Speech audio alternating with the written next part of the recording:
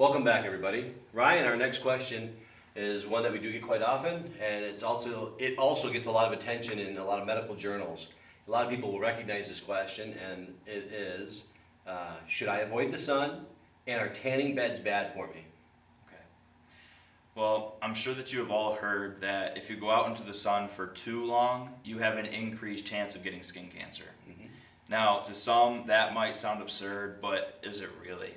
Well, actually, the sun is a great source of energy that helps prevent cancer like melanoma.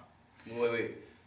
The sun prevents cancer, like melanoma? It will, if you understand how the sun interacts with the body and the production of vitamin D, I will cover it later on, but it will actually help to prevent skin cancer and other types of cancer. This will be a good one then. Okay. Just like everything else that is healthy for you, it is important not to get too much sun. If we avoid the sun, we are not getting our best source of vitamin D. And vitamin D is important because it is the key to helping prevent cancer. This vitamin has been shown to respond to at least 36 organ tissues in your body, and if you are vitamin D deficient, it can negatively impact all of them. The best advice for how long you should be in the sun is until you start to turn a light shade of pink. As you can see, he got way too much sun today, and I got a little too much sun. But we were helping a professional female football team. It was only 56 degrees. Who knew? Well, that's Texas, I guess.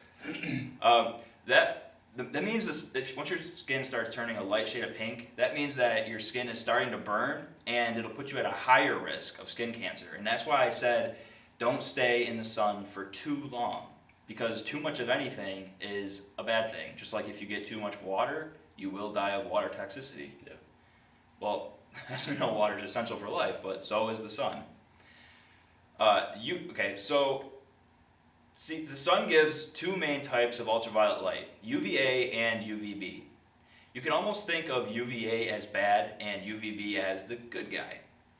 UVB is what causes your body to produce vitamin D, and which in turn will help to prevent cancer. And UVA wavelengths will penetrate your skin, and it is what causes you to burn. And it will cause cancer. Once you have turned the light shade of pink, that is when you know it is time to get out of the sun. Depending on your skin tone, some people get their fill of vitamin D faster than others. If you have darker skin, you can most likely handle more sun than if you are fair-skinned. But you should be shooting for around 10 to 20 minutes of sun exposure each day. And the best time to go out in the sun is when the sun is at the highest point in the sky. I know that contradicts what some people might have told you, but that is when that is when UVB rays are in the optimal range. And during other times of the day, the UVA rays are pretty much constant, and UVB rays the levels are lower, so it's not the same throughout the entire day. But the next question was, are tanning beds? Are tanning beds bad for me? Okay. Or should I avoid tanning beds, really? Okay. If you can't get enough sunlight during the day, or you live in a climate that won't allow you to get optimal sun exposure, it is okay to use tanning beds as long as they don't give off too much EMF radiation from magnetic ballast that will produce a humming noise while being used. There are tanning salons out there that use safer and more efficient electronic ballasts that are quiet. Do some research on the tanning salons that you want to use and see if they have the newer tanning beds that will give you the whole spectrum of vitamin D producing light, which is UVA, UVB, red, and infrared light.